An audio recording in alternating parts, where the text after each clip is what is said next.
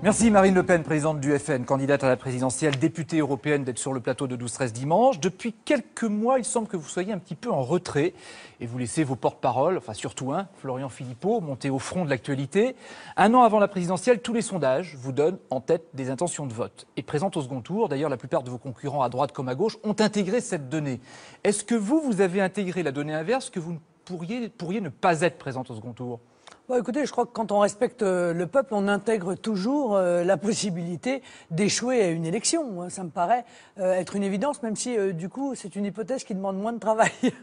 Donc vous êtes sur toutes les hypothèses, aussi bien absente comme présente. Bien entendu, je considère qu'une élection n'est jamais jouée à l'avance. Voilà. Je suis moi éminemment respectueuse de la volonté du peuple. Je pense qu'une campagne c'est important.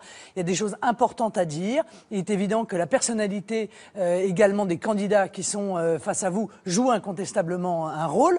Donc j'arrive avec beaucoup de respect dans cette pré-campagne présidentielle et attends de voir, somme toute, les résultats des différentes primaires. Et d'ici 2017, il y aura aussi d'autres inconnus, le climat social notamment. Quel sera l'état d'esprit des Français? L'état d'esprit des Français, on va y revenir tout à l'heure, mais on va passer d'abord par l'Euro 2016 de football, marqué par des affrontements entre supporters anglais et russes hier. Il y a eu aussi des affrontements avec les forces de l'ordre à Marseille. Faut-il interdire les rassemblements de supporters? Aussi avec quelques racailles. Écoutez, si on interdit tout, alors à ce moment-là, il n'y a plus qu'à tirer l'échelle. Je veux dire, la vraie question, c'est pourquoi la France n'arrive plus à faire respecter l'ordre sur son territoire. On voit ces images, objectivement, Dieu merci, on voit les forces de l'ordre, mais on n'en voyait pas beaucoup parce que, en réalité, ici comme ailleurs, elles n'ont pas d'ordre. L'ordre qui leur est donné, c'est surtout pas de vagues, surtout pas de problème, restez statique, restez inerte, laissez faire et on verra plus tard. Eh bien, je crois que cette forme de laxisme, c'est évidemment l'ouverture vers le chaos en toutes circonstances. On l'a vu avec les casseurs. Il y a aussi encore une fois, quelques racailles qui se sont mêlés à ces affrontements, qui sont ceux qui, en toutes circonstances, quelle que soit cette circonstance, eh bien, viennent pour casser, pour brutaliser, pour détruire. Il y a cependant des tentatives d'encadrement. Regardez les fan zones, par exemple. On a eu un exemple à Paris. L'autre soir, tout s'est plutôt bien passé.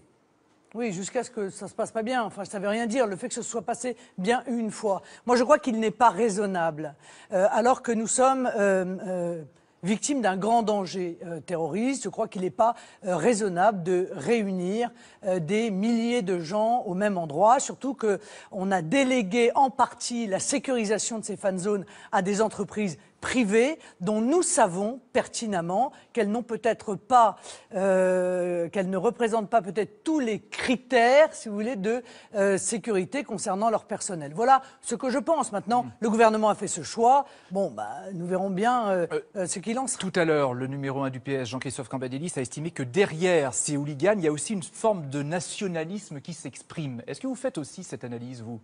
Ils sont incroyables, ces responsables politiques. Ils ne peuvent pas s'empêcher en toutes circonstances de faire de la politique politicienne. Voilà. Mais dites-moi, à Marseille, il y avait eu des affrontements, il me semble, en 2009. Il y en avait eu aussi en 2011. Et 98 aussi. D'accord, c'était l'Égypte contre l'Algérie. Est-ce que M. Cambadélis s'est précipité à la télévision pour expliquer que c'était le fait du nationalisme? Ces propos n'ont aucun sens. On sait pertinemment que le football souffre de l'existence de ces ultras. On le sait. Dans ces conditions-là, le sachant, il faut prendre des dispositions en amont et pas après les incidents. Un Euro 2016 dans une France qui est globalement agitée. En ce moment, les grèves et les blocages contre la loi travail se poursuivent. Une manifestation nationale est prévue, notamment mardi. Cortège dans les rues de Rouen, barrage filtrant à Toulouse. Un peu partout en France, comme ici à Bourges, les syndicats CGT en tête multiplient les blocages. La gare Saint-Lazare bondée, en ce deuxième jour de grève, la colère des usagers monte. C'est scandaleux. Je suis parti 3 heures avant. Les poubelles débordent, les détritus s'accumulent. C'est le nouveau visage de Paris. Dans la moitié de la capitale, les ordures ne sont plus ramassées depuis 3 jours. C'est insupportable. C'est insupportable. Qu'est-ce que vous voulez que je vous dise d'autre? C'est une grève que tous auraient voulu éviter en ces premiers jours de l'euro en France. 20 à 30% des vols de la compagnie sont annulés. Une vingtaine de manifestants ce matin sous les fenêtres du domicile parisien de Myriam El Khomri. Des intermittents du spectacle qui assument parfaitement de venir protester jusque chez elles puisqu'ils postent leurs photos sur Twitter. Emmanuel Macron a été bousculé aujourd'hui lors d'un déplacement à Montreuil en Seine-Saint-Denis. Regardez, vous l'apercevez sur ces images, au milieu de la cohue, le ministre de l'économie a essuyé quelques insultes et des jets d'œufs. Marine Le Pen, on vient de voir là des manifestants devant le domicile de Myriam El Khomri, Emmanuel Macron qui est aussi bousculé partout où il passe. Est-ce que vous condamnez ces actes ? Bien entendu, je les condamne. Mais je les condamne même quand ce sont mes adversaires politiques qui en sont les victimes. Parce que tous ces gens-là, depuis des années, les milices d'extrême gauche protégées par Manuel Valls viennent perturber les meetings du Front National, viennent perturber les déplacements de responsables du Front National, laissent se développer des violences à notre égard. Et ceux-là trouvaient ça très sympathique quand ça s'adressait à leurs adversaires politiques. Alors vous voyez, moi je ne suis pas comme eux. Moi, je m'oppose à ces actes de violence. Vous apportez votre message de sympathie même à Myriam El Khomri et Emmanuel Macron ? Oui, non, mais surtout, je leur dis que c'est bien qu'ils se rendent compte de ce que ça peut faire, hein, de l'impression que ça peut donner, comme ça, d'être agressé, de ne pas pouvoir s'exprimer démocratiquement. Voilà. J'aimerais qu'ils s'en souviennent la prochaine fois, parce que j'ai quand même le sentiment que ce gouvernement protège ces milices d'extrême gauche. Vous dites milices d'extrême gauche, il y a aussi des syndicalistes, tout simplement. Oui, il y a aussi des intermittents du spectacle. Oui, mais enfin, il y a aussi des professionnels, des professionnels de la perturbation des meetings politiques. En tout cas, nous, en ce qui nous concerne, ceux qui viennent essayer de nous empêcher de parler, souvent, ce sont des milices d'extrême gauche. Et ceux-là sont protégés par le gouvernement. Ce sont les mêmes qui cassent, qui brutalisent, qui violentent depuis des mois dans les centres-villes de Rennes, dans le centre-ville de Nantes, dans le centre-ville de Paris, en toute impunité, et dont les organisations devraient être dissoutes depuis bien longtemps. Vous savez, ces soi-disant antifa qui, en réalité, ont des méthodes profondément fascistes.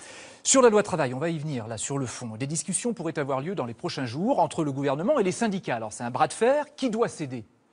Mais le gouvernement n'aurait jamais dû faire passer cette loi El Khomri. D'accord, mais donc, là, il devrait il va y avoir des retirer négociations. la loi El Khomri. Pas parce que la CGT lui demande, monsieur, parce que le peuple est opposé à cette loi. Il faut quand même revenir un petit peu en amont. Qu'est-ce qui vous permet de dire ça, que le peuple est opposé à cette loi ? Les sondages ? Mais notamment. Parce qu'il n'y a pas eu de... Mais notamment, et l'ensemble de la représentation politique, pardon. Il me semble quand même que les sondages et les partis politiques qui représentent aujourd'hui une majorité de Français sont opposés à cette loi. Ils ont cherché à la faire passer de force auprès d'une Assemblée nationale qui n'est déjà pas représentative, puisque le moins qu'on puisse dire, c'est qu'il est anormal que les 30% du Front National soient représentés par deux députés sur 577. Ça, c'est les élections. Oui, mais d'accord, mais Marine Le Pen, l'Assemblée n'est pas représentative. En tout cas, ça veut dire que le gouvernement doit céder et retirer la loi. Mais si l'Assemblée avait été représentative, cette loi ne serait pas passée, la motion de censure contre le gouvernement aurait été votée, et par conséquent, cette loi aurait été retirée. Vous pensez que s'il y avait eu des députés FN, ils auraient voté par exemple avec la gauche pour faire passer la motion de censure ? Oui, mais nous ne sommes pas sectaires, monsieur. Vous auriez voté avec la gauche ? Nous défendons l'intérêt des Français. Nous ne regardons pas ceux qui votent ou pas avec nous. Donc le FN aurait voté avec la gauche, c'est ça que vous voulez dire ? Non, mais pour l'instant, le FN, il s'oppose à la gauche. Non, il me semble que ce n'est pas la gauche qui est au gouvernement. Je vous pose la question, puisque vous dites... Non, mais moi, je vous la pose. Ça n'est pas la gauche qui est au gouvernement ? En tout cas... Il me semble. Donc, c'est le Parti socialiste qui est au gouvernement. Nous nous opposons au Parti socialiste. Nous considérons que cette loi El Khomri est une loi dont l'objectif est de massacrer le droit du travail, de déréguler le droit du travail à la demande de l'Union européenne, de la même manière qu'ils l'ont fait d'ailleurs dans l'ensemble des pays d'Europe avec des résultats catastrophiques. Le cœur de la contestation, c'est l'article 2. C'est là-dessus que ça bloque. Ça donne la priorité, ça donnerait la priorité aux accords d'entreprise, dans chaque entreprise, plutôt qu'aux accords généraux, dits accords de branche. Vous êtes contre cette flexibilité que demandent les chefs d'entreprise ? Je suis pour les accords de branche. Je considère que autoriser des accords d'entreprise, c'est créer les conditions de la guerre de tous contre tous, c'est-à-dire de la concurrence sauvage, y compris au sein des entreprises, à l'intérieur de la même branche. Ça n'est pas une manière de gouverner. Alors, quand on vous entend... C'est négatif, c'est encore une fois injuste, et surtout, ça ne crée pas d'emploi. Ça crée juste de la concurrence sauvage. Marine Le Pen, quand on vous entend, donc vous êtes contre la loi El Khomri, vous dites qu'il faut la retirer, vous êtes contre l'article 2 notamment, et tout ça c'est ce que disent par exemple les syndicats, la CGT notamment, qui va organiser une manifestation nationale mardi, quelle annonce énorme. Est-ce que vous conseilleriez à vos sympathisants, à vos électeurs de descendre dans la rue ? Non mais, monsieur, excusez-moi, moi je suis à la tête d'un parti politique. Il y a aussi des mots d'ordre, parfois. Moi je conseille à mes électeurs d'aller voter. D'aller voter. Mais pas descendre dans la rue.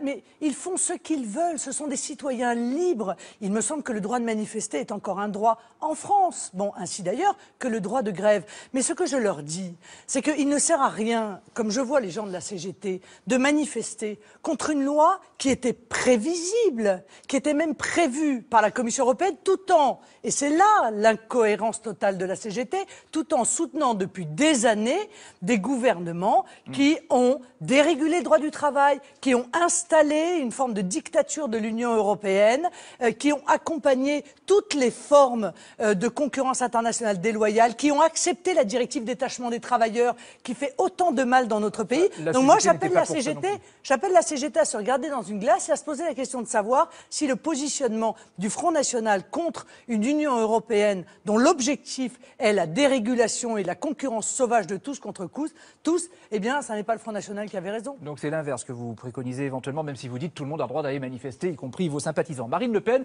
vous êtes à la tête du Front National depuis 5 ans et demi, c'est bien ça. C'est en 2002 que vous avez percé ce fameux 21 avril 2002. J'ai les qualités pour diriger la France.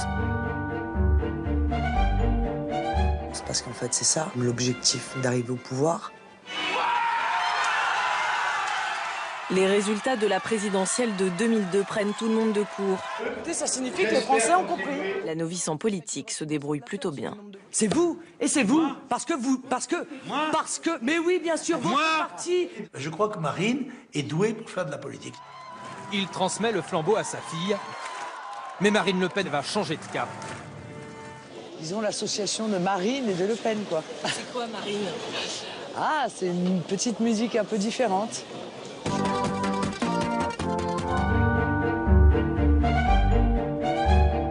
Marine Le Pen est élue présidente du Front National.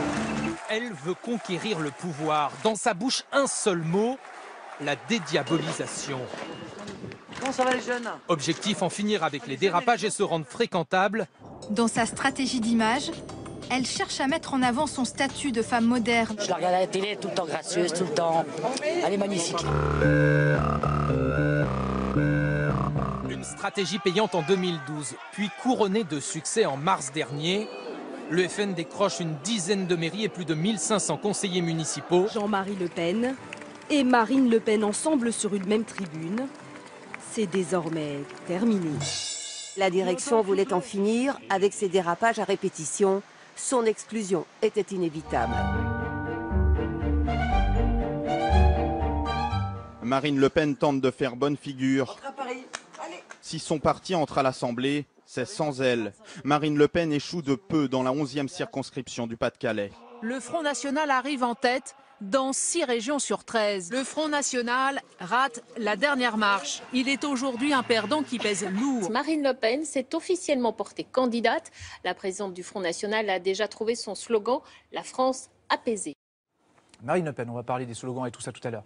Une chose est sûre, c'est que vous ne voulez plus parler de votre père, Jean-Marie Le Pen, qui était là il y a quelques semaines et qui disait, lui, qu'il voulait vous soutenir, qu'il voulait votre victoire, qu'il voulait vous conseiller. Vous dites non merci. Non, j'ai pris une décision comme présidente du Front National. Je me tiens à la décision qui a été prise. Et quand il veut vous aider, vous dites non merci. Alors, votre père, votre nièce, Marion Maréchal Le Pen, elle n'est pas forcément toujours sur la même longueur d'onde que vous. Vous êtes d'accord avec ça? Elle est plus sur une ligne plus traditionnelle. Non, je ne suis pas d'accord avec ça. Je pense qu'elle a sa sensibilité. Après tout, nous avons chacun, par notre parcours, notre âge, comment vous la définiriez, notre sensibilité à elle? Nous sommes un mouvement qui réunissons aujourd'hui 30% des Français.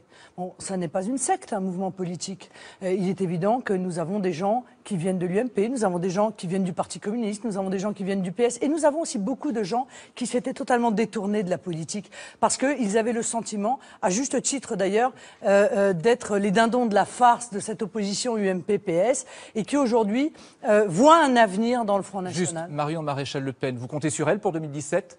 Mais je compte sur tous mes lieutenants pour 2017. Je compte sur tous mes élus, je compte sur tous mes adhérents, je compte sur tous mes électeurs. Je compte surtout sur le peuple français. Je pense que ça n'est que grâce à un sursaut du peuple français que l'on pourra réellement changer ce métronome que je considère mortel pour notre pays. En tout cas, pas de primaire au Front National, ça c'est sûr, contrairement à ce qui se passe ailleurs. Vous serez candidate à la présidentielle avec certainement déjà un plan de campagne en tête, même s'il reste des choses à préciser. Et justement, on va en parler avec Cécile Cornudet, éditorialiste politique aux Échos, qui nous rejoint.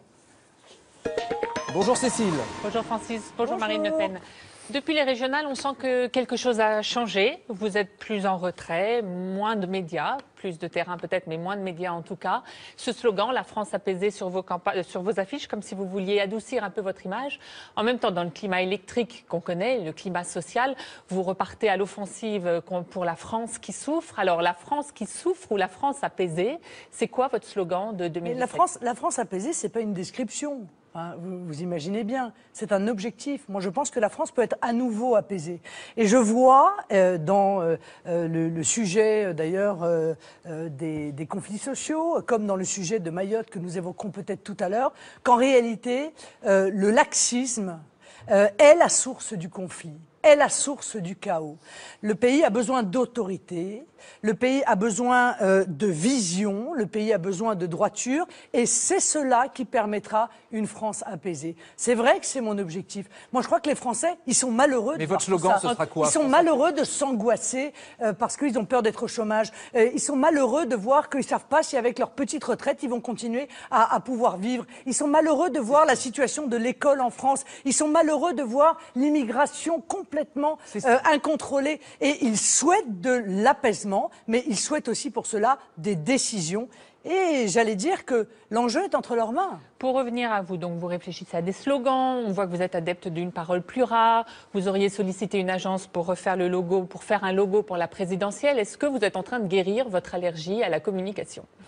Non, mais je n'ai pas d'allergie à la communication. Je pense qu'on est les meilleurs en communication. La preuve, c'est qu'on n'a jamais utilisé d'agence de communication. Et je vais vous dire, vous n'utilisez pas d'agence pour le logo de la... Non, mais je vais vous dire pourquoi. Non, vous n'en avez pas là. Parce que l'on ne transmet que la foi que l'on a. Voilà. Et je pense que lorsque l'on a des convictions, eh bien, on réfléchit avec un certain nombre pour les faire passer le mieux possible. Moi, je crois que le Front National a été victime... Pas d'agence pour la France apaisée, pour le logo pour 2017. On verra. Si vraiment il y a une agence qui nous propose quelque chose qui...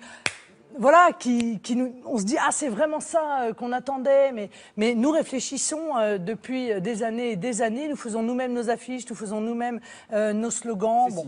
Pour revenir à la stratégie, les primaires, avec les primaires, on a le sentiment que les campagnes présidentielles commencent de plus en plus tôt. Vous allez vous lancer quand ?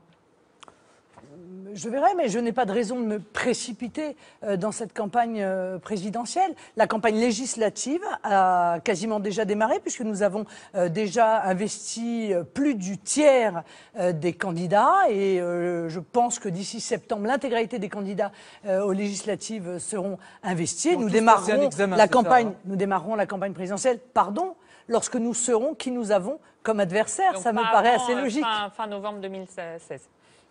Voire début janvier 2017. Mais nous verrons. Mais enfin, les Français connaissent nos positions d'ores et déjà. Mais c'est vrai qu'il est difficile de démarrer une campagne présidentielle sans savoir quels vont être vos adversaires, même si, objectivement, je pense qu'aucun d'entre eux ne sera véritablement une surprise.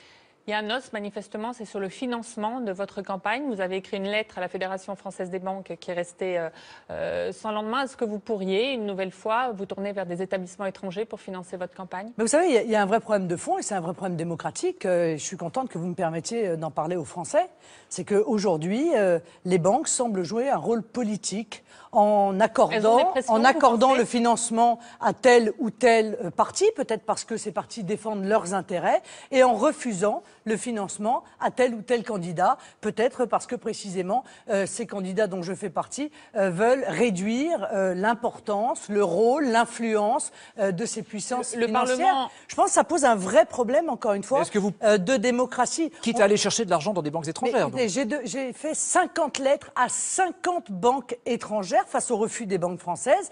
Eh bien, j'attends des réponses et j'accepterai, bien entendu, la proposition d'où qu'elle vienne, à partir du moment où cette proposition est raisonnable. L'Assemblée a voté un amendement cette semaine à la loi Sapin 2 sur la transparence sur les emprunts bancaires pour les campagnes électorales. Est-ce que ça, c'est politique aussi? Est-ce que vous êtes visé? Mais, enfin, je pense que nous sommes visés, mais c'est un amendement de la part de gens qui ne savent pas comment fonctionne le contrôle des partis politiques. De toute façon, c'est transparent. Car tout cela est totalement transparent. La commission nationale chargée de vérifier le financement des partis politiques, chaque année, vérifie les comptes des partis politiques. Quand ils vérifient, ils vous demandent des comptes aussi de temps en temps. Non, non, pas du tout. Ils sont allés voir dans certains financements de dernière campagne, ils vous demandent des comptes sur... Non, monsieur, la Commission nationale des comptes de campagne a validé l'intégralité des comptes de l'intégralité de nos candidats dans les 4 dernières campagnes. Donc, elle fait son travail, elle le fait bien, et donc je crois que la transparence, en l'occurrence, est totale. Mais après tout, ce sera peut-être intéressant de savoir précisément quelles sont les banques qui acceptent de financer l'UMP, le PS, les Verts, le PC, et qui, en l'occurrence, refusent d'accorder un prêt au Front National ou à sa candidature. Il est bien cet amendement. Nicolas Sarkozy revient fort sur le thème de l'identité nationale. Il défend les racines chrétiennes de la France. Ségolène Royal, elle lui répond laïcité. Et vous? Eh ben, les deux. Les deux. La France. C'est compatible, les deux? Mais bien sûr, enfin, c'est compatible.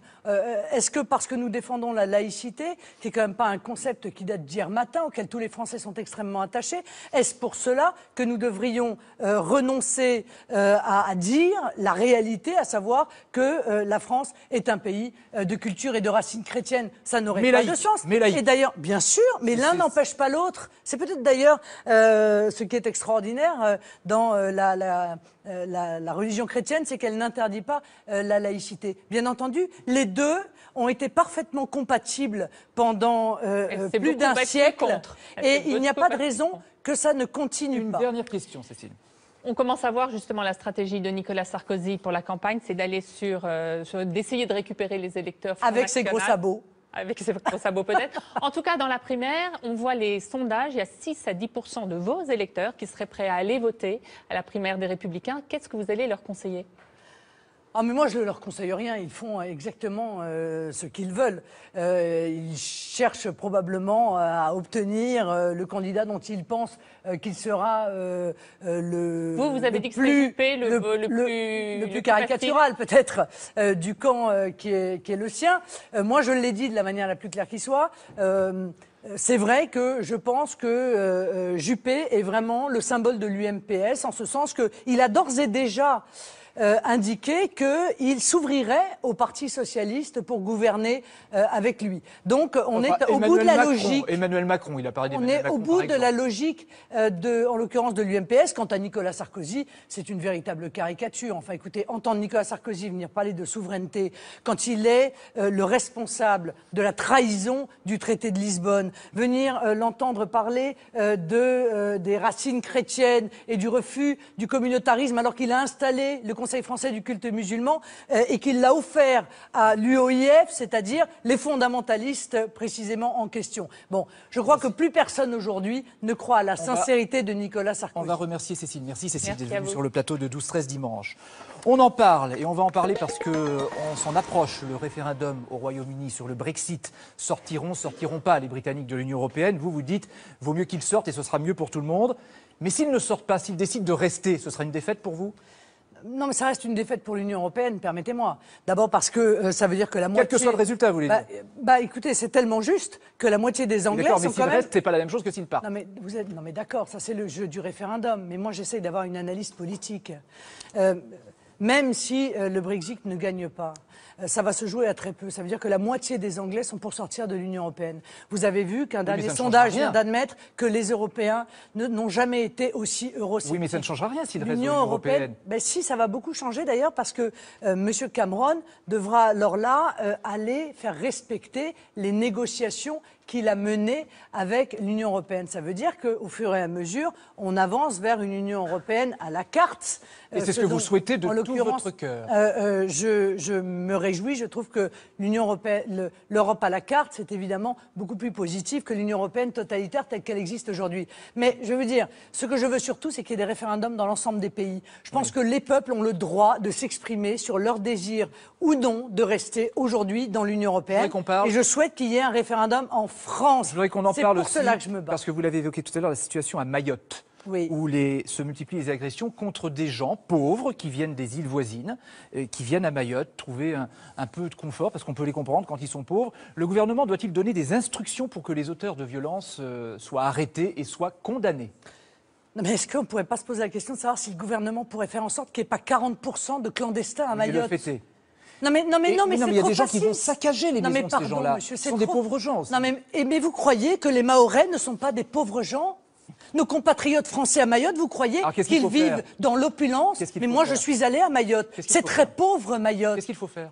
Eh bien, il faut arrêter l'immigration clandestine. Il faut arrêter le droit du sol qui fait que la maternité de Mamoudzou est la première maternité de France en nombre parce que les Comoriens viennent massivement pour notamment obtenir l'autorisation de rester sur le territoire et bénéficier des aides sociales. Il faut arrêter cette folie.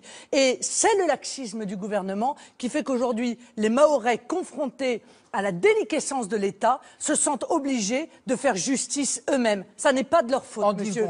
C'est de la faute du gouvernement français. En 10 secondes, maintenant, vraiment, Marine Le Pen, l'affiche de l'élection présidentielle, ça va être Hillary Clinton, Donald Trump. Vous choisissez qui, vous ? Tout sauf Hillary Clinton. Et pourquoi ? Tout le monde sauf Hillary Clinton. Parce que je crois que Hillary Clinton est le symbole de cette Amérique qui a jeté le monde dans des conflits multiples, dans une situation de déséquilibre. Et par conséquent, je la crois éminemment néfaste aux intérêts de la France. Merci Marine Le Pen d'avoir accepté notre invitation dans 12-13 dimanche. Une émission à retrouver sur France TV Info et sur le compte Twitter de l'émission. Tout de suite, David Boéry pour l'actualité de la